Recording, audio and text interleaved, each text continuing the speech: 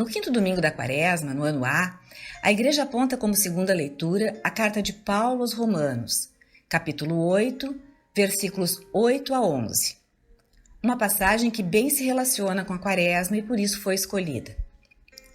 Mas é um dos textos mais mal entendidos de Paulo. Trata da linguagem da carne e do espírito.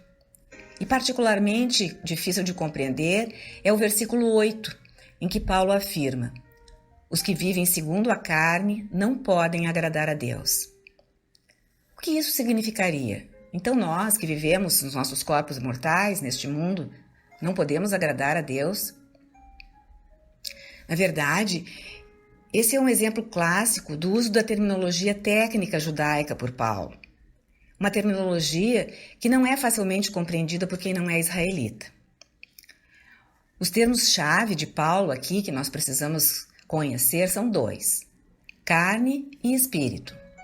Em grego, a língua na qual Paulo escreveu aos Romanos, carne é sarx e espírito é pneuma. Quando Paulo usa a palavra carne, sarx, ele não está se referindo ao corpo. A palavra grega para corpo é outra, soma. Nós tantas vezes falamos, não é, em que somatizamos doenças, ou seja, temos preocupações, angústias, problemas emocionais e acabamos trazendo para o nosso corpo, traduzindo no nosso corpo através de uma febre, de outro tipo de doença,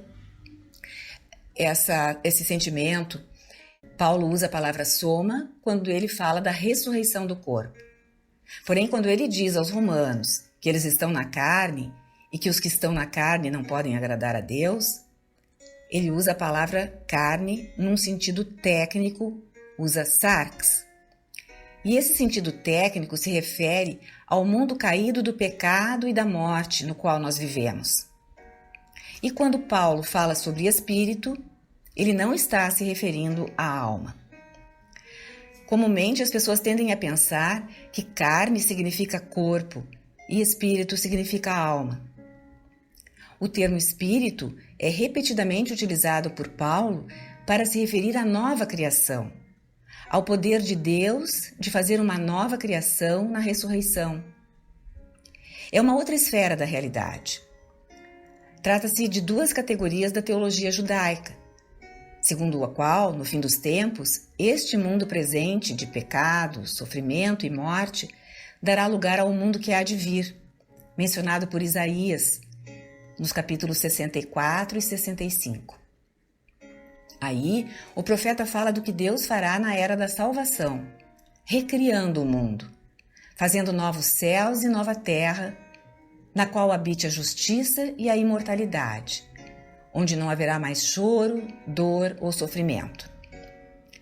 Mas Paulo não fica cristalizado na teologia judaica, ele tem a sua própria teologia. Porque para o judaísmo, os períodos da antiga criação e da nova criação vêm em sequência. Já para Paulo, as duas realidades se entrelaçam, e nessa interseção entre as duas está o Cristo. Ou seja, de um lado, pelo batismo, os cristãos são novas criaturas, como ele afirma aos Gálatas, no capítulo 6. Já não pertencem ao mundo velho, à carne, ao reino do pecado e da morte.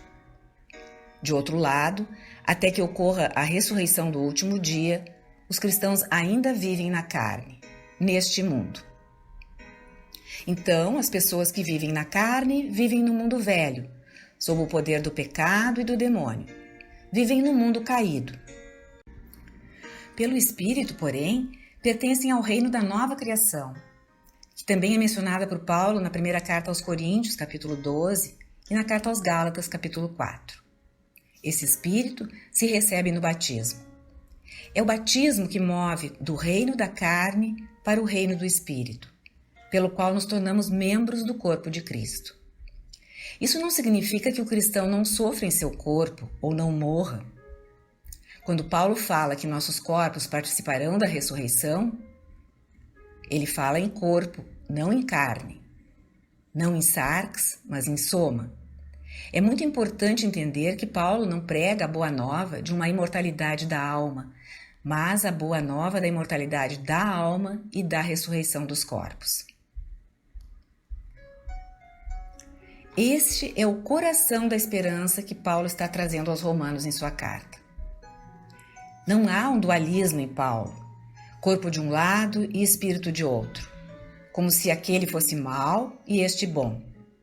Para Paulo, como judeu, Deus criou o homem e a mulher com corpo e alma, como uma unidade, como relata o livro do Gênesis no capítulo 2.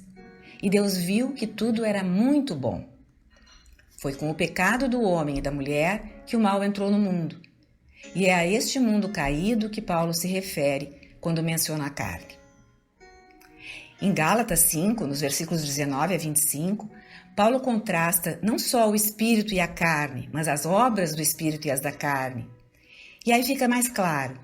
Fica muito claro que ele não se refere apenas a obras da carne realizadas com o corpo.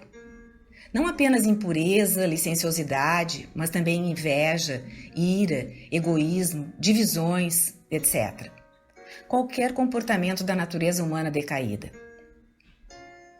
Os frutos do Espírito, amor, alegria, paz, paciência, mansidão, etc., são as obras dos que pertencem a Cristo e as realizam pelo poder do Espírito, que Paulo chama caminhar pelo Espírito.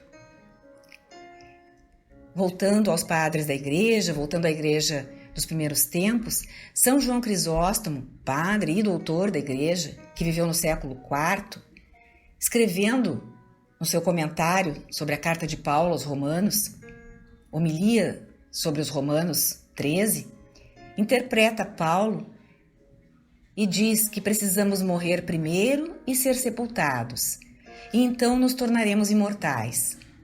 O que alcançamos, diz João Crisóstomo, através da fonte. Explicando, trata-se da fonte batismal. Ou seja, através do sacramento, do mistério do batismo, já morremos e ressuscitamos com Cristo, de um modo invisível e místico, tornando-nos membros da nova criação. O batismo é o penhor e a esperança da nossa ressurreição futura, para a qual nos preparamos nesta vida.